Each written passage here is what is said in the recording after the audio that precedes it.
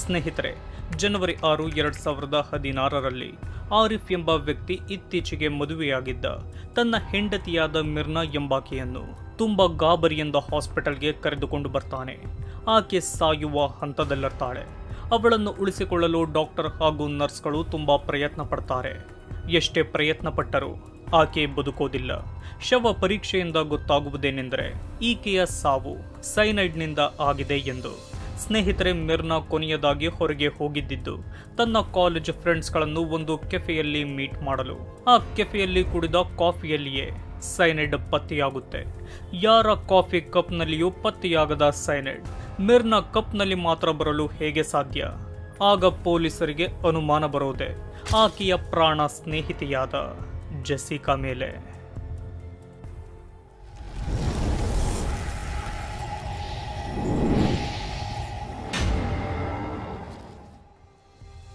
ಇಂಡೋನೇಷ್ಯಾದಲ್ಲಿ ಹುಟ್ಟುವ ಜೆಸಿಕಾ ಹುಟ್ಟುತ್ತಲೇ ಶ್ರೀಮಂತ ಕುಟುಂಬದವಳು. ಈಕೆಯ ತಂದೆ ಪ್ಲಾಸ್ಟಿಕ್ ಕಿಂಗ್ ಎಂದೇ ಫೇಮಸ್ ಆಗಿರ್ತಾರೆ.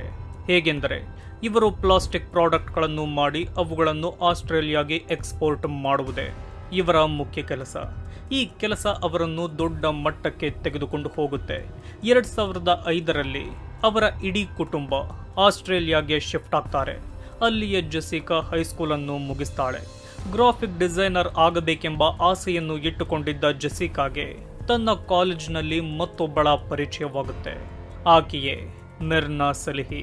ಈಕೆಯೂ ಕೂಡ ಇಂಡೋನೇಷ್ಯಾದವಳೆ. ಹಾಗಾಗಿ ಇಬ್ಬರೂ ಕೂಡ ತುಂಬಾ ಬೇಗನೆ ಫ್ರೆಂಡ್ಸ್ಗಳಾಗ್ತಾರೆ. ಇಬ್ಬರು ಶ್ರೀಮಂತರ ಮಕ್ಕಳೇ ಆಗಿರೋದ್ರಿಂದ ಇವರಿಗೆ ದುಡ್ಡಿನ ತೊಂದರೆ ಇರೋದಿಲ್ಲ. ಅತಿ ಹೆಚ್ಚು ಸಮಯವನ್ನು ಪಾರ್ಟಿ ಪಬ್ಗಳಲ್ಲಿಯೇ ಕಳೀತಾರೆ. ಹೀಗೆ ಕಾಲೇಜ್ ಮುಗಿಯುತ್ತೆ. ಮಿರ್ನಾ ತಾನು ಪ್ರೀತಿ ಮಾಡುತ್ತಿದ್ದ ಆರಿಫ್ ಎಂಬಾತನನ್ನು ಮದುವೆಯಾಗಬೇಕೆಂದು ಇಂಡೋನೇಷ್ಯಾಗೆ ಹೊರಟೋಗ್ತಾಳೆ. ಇತ್ತ ಜೆಸಿಕಾ ಆಸ್ಟ್ರೇಲಿಯಾದ ಸಿಟಿಸನ್ ಆಗ್ತಾಳೆ. ನಂತರ ಜೆಸಿಕಾ ಮಿರ್ನಾನನ್ನು ಎಂದಿಗೂ ಮೀಟ್ ಆಗುವುದೇ ಇಲ್ಲ. ಇದಾದ ಕೆಲ ವರ್ಷದ ನಂತರ ಅಂದರೆ 2015ರಲ್ಲಿ ಮಿರ್ನಾ ಪುನಃ ಆಸ್ಟ್ರೇಲಿಯಾಗೆ ಬರ್ತಾಳೆ. ಬಂದ ಕಾರಣ ಏನೆಂದರೆ ತನ್ನ ಮದುವೆಗೆ ತನ್ನ ಫ್ರೆಂಡ್ಸ್ಗಳನ್ನೆಲ್ಲ ಇನ್ವೈಟ್ ಮಾಡಲು. ಈ ಸಮಯದಲ್ಲಿ ಎಲ್ಲರೂ ಒಂದು ಕೆಫೆಯಲ್ಲಿ ಸೇರ್ತಾರೆ. ಆಗ ಜೆಸಿಕಾ ಸುಮ್ಮನಿರದೆ ಮಿರ್ನಾಗೆ ತುಂಬಾ ಶಾಕಿಂಗ್ ನಂತಹ ಸಜೆಷನ್ ಕೊಡ್ತಾಳೆ. ನೀನು ಆರಿಫ್ನನ್ನು ಮದುವೆಯಾಗಬೇಡ, ಅವನು ಸರಿಯಿಲ್ಲ, ನಿನಗೆ ಅವನು ಮ್ಯಾಚ್ ಆಗಲ್ಲವೆಂಬ ಮಾತುಗಳನ್ನು ಜೆಸಿಕಾ ಹೇಳ್ತಾಳೆ. ಆ ಮಾತುಗಳು ಮಿರ್ನಾಗೆ ಸ್ವಲ್ಪವೂ ಇಷ್ಟವಾಗಲ್ಲ. ಏಕೆಂದರೆ ಮಿರ್ನಾ ಆರಿಫ್ನನ್ನು 8 ವರ್ಷದಿಂದ ಪ್ರೀತಿಸ್ತಿರ್ತಾಳೆ. ಆಗ ಮಿರ್ನಾ, ಆರಿಫ್ ಎಂದರೆ ನನಗೆ ತುಂಬಾ ಇಷ್ಟ, ನಾನು ಅವನನ್ನೇ ಮದುವೆಯಾಗ್ತೀನಿ, ನನ್ನ ಬಗ್ಗೆ ಚಿಂತೆ ಮಾಡಬೇಡ, ಮೊದಲು ನಿನ್ನ ಜೀವನ ನೋಡು. ನೀನು ಪ್ರೀತಿ ಮಾಡುತ್ತಿರುವ ಪ್ಯಾಟ್ರಿಕ್ ಸರಿಯಿಲ್ಲ, ಅವನು ಡ್ರಗ್ ತಗೋತಾನೆ, ಹುಡುಗಿಯರ ಜೊತೆ ಕೆಟ್ಟದಾಗಿ ನಡೆದುಕೊಳ್ತಾನೆ, ಮೊದಲು ಅದರ ಬಗ್ಗೆ ಯೋಚನೆ ಮಾಡು ಎಂದು ಹೇಳಿ ಮಿರ್ನಾ ಹೊರಟೋಗ್ತಾಳೆ.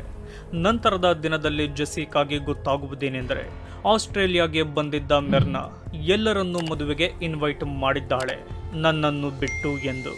ಇದರಿಂದ ಜೆಸಿಕಾಗೆ ತುಂಬಾ ಹರ್ಟ್ ಆಗುತ್ತೆ. ಅತಿಯಾದ ಕೋಪ ಬರುತ್ತೆ. ಆ ಕೋಪವನ್ನು ತೀರಿಸಿಕೊಳ್ಳೋದು ತನ್ನ ಬಾಯ್ ಫ್ರೆಂಡ್ ಆದ ಪ್ಯಾಟ್ರಿಕ್ನ ಮೇಲೆ. ಅವನಿಗೆ ಕಾಲ್ ಮಾಡಿ ಕೊಲೆ ಬೆದರಿಕೆ ಹಾಕ್ತಾಳೆ. 4-5 ಬಾರಿ ಆತ್ಮಹತ್ಯೆ ಮಾಡಿಕೊಳ್ಳಲು ಜೆಸಿಕಾ ಪ್ರಯತ್ನ ಪಡ್ತಾಳೆ. ಅತಿಯಾಗಿ ಡ್ರಿಂಕ್ಸ್ ಕುಡಿಯಲು ಶುರು ಮಾಡ್ತಾಳೆ. ಒಂದು ದಿನ ಅದೇ ರೀತಿ ಕುಡಿದು ಒಂದು ನರ್ಸಿಂಗ್ ಹೋಮ್ಗೆ ಕಾರ್ನಲ್ಲಿ ಗುದ್ದಿರ್ತಾಳೆ. ಅದೃಷ್ಟವಶಾತ್ ಆ ದಿನ ಯಾರಿಗೂ ಪ್ರಾಣಹಾನಿ ಆಗೋದಿಲ್ಲ. ಸರಿಯಾಗಿ ಕೆಲಸ ಮಾಡುತ್ತಿಲ್ಲವೆಂದು ಅವಳ ಬಾಸ್ ಕ್ರಿಸ್ಟಿ ಕಾರ್ಟರ್ ಜೆಸಿಕಾನನ್ನು ಕೆಲಸದಿಂದ ತೆಗೆದಾಕ್ತಾಳೆ. ಇದರಿಂದ ಜೆಸಿಕಾ ಅತಿಯಾದ ಡಿಪ್ರೆಷನ್ಗೆ ಒಳಗಾಗ್ತಾಳೆ. ನಂತರ ಆಕೆ ತನ್ನ ಹೊಸ ಜೀವನವನ್ನು ಶುರು ಮಾಡಬೇಕೆಂದು ಆಸ್ಟ್ರೇಲಿಯಾದಿಂದ ಇಂಡೋನೇಷ್ಯಾಗೆ ಬರ್ತಾಳೆ. ಬಂದ ಕೂಡಲೇ ಜೆಸಿಕಾಗೆ ಅನ್ನಿಸೋದು ತನ್ನ ಫ್ರೆಂಡ್ಸ್ಗಳನ್ನೆಲ್ಲ ಮೀಟ್ ಮಾಡಬೇಕೆಂದು. ಹಾಗಾಗಿ ಜೆಸಿಕಾ ಇಂಡೋನೇಷ್ಯಾದ ಜಕಾರ್ತದಲ್ಲಿರುವ ಒಲಿವರ್ ಕೆಫೆಗೆ ಎಲ್ಲರೂ ಬನ್ನಿ ಎಂದು ವಾಟ್ಸಪ್ನಲ್ಲಿ ಮೆಸೇಜ್ ಮಾಡ್ತಾಳೆ. ಆ ಫ್ರೆಂಡ್ಸ್ಗಳ ಲಿಸ್ಟ್ನಲ್ಲಿ ಈಗ ತಾನೇ ಮದುವೆಯಾಗಿರುವ ಮಿರ್ನಾ ಕೂಡ ಇರ್ತಾಳೆ. ಆದರೆ ಮಿರ್ನಾಗೆ ಜೆಸಿಕಾನನ್ನು ಮೀಟ್ ಮಾಡಲು ಇಷ್ಟಾಗಿರೋದಿಲ್ಲ. ಆದರೂ ತನ್ನ ಫ್ರೆಂಡ್ಸ್ಗಳನ್ನೆಲ್ಲ ನೋಡಲು ಒಪ್ಪಿಕೊಳ್ತಾಳೆ. ಜೆಸಿಕಾ ವಾಟ್ಸಪ್ನಲ್ಲಿಯೇ ನಿಮಗಿಷ್ಟವಾದ ಕಾಫಿ ಯಾವುದು ಎಂದು ಎಲ್ಲರಿಗೂ ಕೇಳಿರ್ತಾಳೆ. ಆಗ ಮಿರ್ನಾ ಹೇಳುವ ಕಾಫಿ ವಿಯೆಟ್ನಾಮಿಸ್ ಐಸ್ ಕಾಫಿ ಆಗಿರುತ್ತೆ. ಆಗ ಜೆಸಿಕಾ ಎಲ್ಲರೂ ಸಂಜೆ ಸರಿಯಾಗಿ 5 ಗಂಟೆಗೆ ಕೆಫೆಗೆ ಬನ್ನಿ ಎಂದು ಹೇಳ್ತಾಳೆ. ಜನವರಿ 6, 2016 ಎಲ್ಲರಿಗೂ 5 ಗಂಟೆಗೆ ಬನ್ನಿ ಎಂದು ಹೇಳಿದ್ದ ಜೆಸಿಕಾ ಮುಂಚೆಯೇ ಆ ಕೆಫೆಗೆ ಬರ್ತಾಳೆ. ಬಂದ ಆಕೆ ತನ್ನ ಫ್ರೆಂಡ್ಸ್ಗಳಿಗೆ ಕೊಡಲು ಕೆಲವು ಗಿಫ್ಟ್ ಬ್ಯಾಗ್ಗಳನ್ನು ತಂದಿರ್ತಾಳೆ. ಅಲ್ಲಿರುವ ಸಿಸಿ ಕ್ಯಾಮ್ರಾಗಳನ್ನು ತುಂಬಾ ವಿಚಿತ್ರವಾಗಿ ನೋಡುತ್ತಿರುತ್ತಾಳೆ.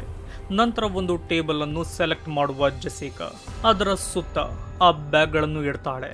ತನ್ನ ಫ್ರೆಂಡ್ಸ್ಗಳೆಲ್ಲ ಅಲ್ಲಿಗೆ ಬರುವುದಕ್ಕಿಂತ 3-4 ನಿಮಿಷದ ಮುಂಚೆಯೇ ಅವರು ಹೇಳಿದ್ದ ಕಾಫಿಗಳೆಲ್ಲ ಆರ್ಡರ್ ಮಾಡಿ ತನ್ನ ಟೇಬಲ್ಗೆ ತರಿಸ್ತಾಳೆ. ಈ ರೀತಿ ಮಾಡಿದ 5 ನಿಮಿಷದಲ್ಲಿಯೇ ಅವಳ ಫ್ರೆಂಡ್ಸ್ಗಳು ಬರ್ತಾರೆ. ಅವರ ಜೊತೆಯಲ್ಲಿ ಮಿರ್ನಾ ಕೂಡ ಬಂದಿದ್ದು ಜೊತೆಗೆ ತನ್ನ ಗಂಡನನ್ನು ಕೂಡ ಕರೆದುಕೊಂಡು ಬಂದಿರ್ತಾಳೆ. ಹೀಗೆ ಎಲ್ಲರೂ ಖುಷಿಯಿಂದ ಮಾತಾಡುತ್ತಾ ಜೆಸಿಕಾ ಆರ್ಡರ್ ಮಾಡಿದ್ದ ಕಾಫಿಯನ್ನು ಕುಡಿತಾರೆ. ಆಗ ಮಿರ್ನಾ ಆ ಐಸ್ ಕಾಫಿಯನ್ನು ಕುಡಿದ ಕೂಡಲೇ ಸ್ವಲ್ಪ ವಿಚಿತ್ರವಾಗಾಡಲು ಶುರು ಮಾಡ್ತಾಳೆ. ಅವಳ ಬಾಯಿಯಲ್ಲಿ ನೊರೆ ಬರುತ್ತೆ. ನೋಡುತ್ತಿದ್ದಂತೆ ಮಿರ್ನಾ ಮೂರ್ಛೆ ಹೋಗ್ತಾಳೆ. ಎಲ್ಲರೂ ಗಾಬರಿಯಿಂದ ಇದ್ದರೆ ಜೆಸಿಕಾಗೆ ಮಾತ್ರ ಸ್ವಲ್ಪವೂ ಟೆನ್ಷನ್ ಇರೋದಿಲ್ಲ. ಇದು ಸಿಸಿ ಕ್ಯಾಮ್ರಾದಲ್ಲಿಯೂ ಕ್ಯಾಪ್ಚರ್ ಆಗಿರುತ್ತೆ. ಆಗ ಗಾಬರಿಯಾಗುವ ಆರಿಫ್ ಕೂಡಲೇ ಅವಳನ್ನು ಹಾಸ್ಪಿಟಲ್ಗೆ ಕರೆದುಕೊಂಡು ಹೋಗ್ತಾನೆ. ಅವಳ ಸ್ಥಿತಿಯನ್ನು ನೋಡಿದ ಡಾಕ್ಟರ್ಗಳು ಮಿರ್ನಾನನ್ನು ಉಳಿಸಿಕೊಳ್ಳಲು ಪ್ರಯತ್ನ ಪಟ್ಟರು. ಆಗೋದಿಲ್ಲ. ಸಂಜೆ 6:30 ಸಮಯದಲ್ಲಿ ಮಿರ್ನಾ ಸತ್ತು ಹೋಗ್ತಾಳೆ. ಈ ವಿಷಯ ಪೊಲೀಸರಿಗೆ ಗೊತ್ತಾಗಿ ಮಿರ್ನಾ ಕುಡಿದ ಕಾಫಿ ಕಪ್ಪನ್ನು ವಶಕ್ಕೆ ಪಡೆದು ಅದನ್ನು ಟೆಸ್ಟ್ ಮಾಡ್ತಾರೆ. ಆಗ ಅವರಿಗೆ ಗೊತ್ತಾಗುವುದೇನೆಂದರೆ ಮಿರ್ನಾ ಕುಡಿದ ಕಾಫಿಯಲ್ಲಿ ಸೈನೈಡ್ನ ಅಂಶ ಇದೆ ಎಂದು. ಆಗ ಅವರು ಮಿರ್ನಾ ಶವವನ್ನು ಕೂಡ ಆಟೋಪ್ಸಿಗೆ ಒಪ್ಪಿಸ್ತಾರೆ. ನಂತರ ಬರುವ ರಿಪೋರ್ಟ್ನಲ್ಲಿ ಅವಳ ಹೊಟ್ಟೆಯಲ್ಲಿಯೂ ಸೈನೈಡ್ ಪತ್ತೆಯಾಗಿರುತ್ತೆ. ಆಗ ಪೊಲೀಸರು ಕೂಡಲೇ ಹೋಟೆಲ್ನ CCTVಯನ್ನು ಚೆಕ್ ಮಾಡ್ತಾರೆ. ಅದರಲ್ಲಿ ಜೆಸಿಕಾ ವಿಚಿತ್ರವಾಗಿ ಸಿಸಿ ಕ್ಯಾಮ್ರಾವನ್ನು ನೋಡುತ್ತಿರೋದು, ಹಾಗೆ ಸಿಸಿ ಕ್ಯಾಮ್ರಾಗೆ ಕಾಫಿ ಕಪ್ಗಳು ಕಾಣದ ಹಾಗೆ ಬ್ಯಾಗ್ಗಳನ್ನು ಇಟ್ಟು ಏನು ಮಿಕ್ಸ್ ಮಾಡುತ್ತಿರೋ ರೀತಿ ಕ್ಯಾಪ್ಚರ್ ಆಗಿರುತ್ತೆ. ಅದು ಸೈನೈಡ್ ಇರಬಹುದೆಂಬ ಅನುಮಾನದಿಂದ ಅವಳನ್ನು ತಮ್ಮ ಕಸ್ಟಡಿಗೆ ತಗುತ್ತಾರೆ. ಎಷ್ಟೇ ಪ್ರಶ್ನೆಗಳನ್ನು ಕೇಳಿದರೂ ಜೆಸಿಕಾಳ ಉತ್ತರ ಒಂದೇ, ಅದುವೇ ನನಗೇನೂ ಗೊತ್ತಿಲ್ಲ. ಆಗ ಇಂಡೋನೇಷ್ಯನ್ ಪೊಲೀಸರು ಆಸ್ಟ್ರೇಲಿಯಾದಲ್ಲಿರುವ ಜೆಸಿಕಾಗೆ ಸಂಬಂಧಪಟ್ಟ ಫೈಲ್ಸ್ಗಳನ್ನು ತರಿಸ್ತಾರೆ. ಅದರಿಂದ ಅವರಿಗೆ ಗೊತ್ತಾಗುತ್ತೆ ಆಸ್ಟ್ರೇಲಿಯಾದಲ್ಲಿ ಜೆಸಿಕಾ ಮೇಲೆ ಒಟ್ಟು 13 ಕಂಪ್ಲೇಂಟ್ಗಳು ಇವೆ ಎಂದು. ಅವೆಲ್ಲ ಜನರಿಗೆ ಬೆದರಿಕೆ ಹಾಕಿರೋದು, ಆಕ್ಸಿಡೆಂಟ್ ಮಾಡಿರೋದು, ಹಾಗೆಯೇ ಆತ್ಮಹತ್ಯೆಗೆ ಪ್ರಯತ್ನ ಪಟ್ಟಿದ್ದ ಕಂಪ್ಲೇಂಟ್ಗಳು ಅವಾಗಿರುತ್ತವೆ. ಆಗ ಪೊಲೀಸರು ಜೆಸಿಕಾ ಮುಂಚೆ ಕೆಲಸ ಮಾಡುತ್ತಿದ್ದ ಕಂಪನಿಯ ಬಾಸ್ ಆದ ಕ್ರಿಸ್ಟಿ ಕಾರ್ಟರ್ ಅನ್ನು ವಿಚಾರಿಸ್ತಾರೆ. ಅವರಿಂದ ಗೊತ್ತಾಗುವ ಶಾಕಿಂಗ್ ವಿಷಯ ಏನೆಂದರೆ ಜೆಸಿಕಾಗೆ ಸ್ಪ್ಲಿಟ್ ಪರ್ಸನಾಲಿಟಿ ಎಂಬ ಮಾನಸಿಕ ಕಾಯಿಲೆ ಇದೆ ಎಂದು. ಅಂದರೆ ಒಂದೇ ದೇಹದಲ್ಲಿ 2 ವ್ಯಕ್ತಿತ್ವ. ಒಂದು ವ್ಯಕ್ತಿತ್ವದಲ್ಲಿ ಜೆಸಿಕಾ ತುಂಬಾ ಖುಷಿಯಿಂದ ಇದ್ದರೆ ಮತ್ತೊಂದು ವ್ಯಕ್ತಿತ್ವದಲ್ಲಿ ಜೆಸಿಕಾ ತುಂಬಾ ಕೋಪದಲ್ಲಿ ಇರುತ್ತಿದ್ದಳು.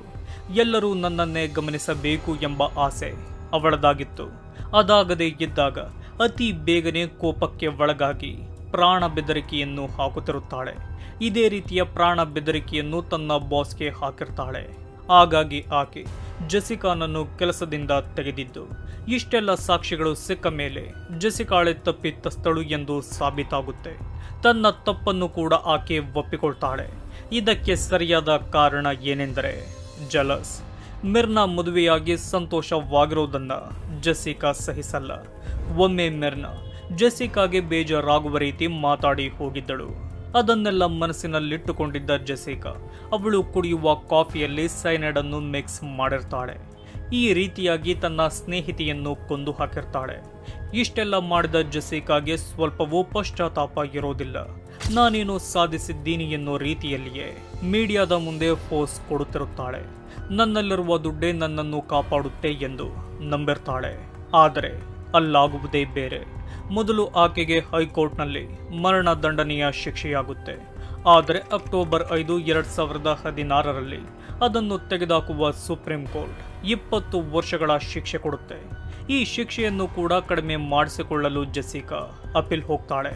ಆದರೆ ಹೈಕೋರ್ಟ್ ಹಾಗೂ ಸುಪ್ರೀಂ ಕೋರ್ಟ್ ಎರಡೂ ಕೂಡ ಆ ಮನವಿಯನ್ನು ರಿಜೆಕ್ಟ್ ಮಾಡುತ್ತೆ.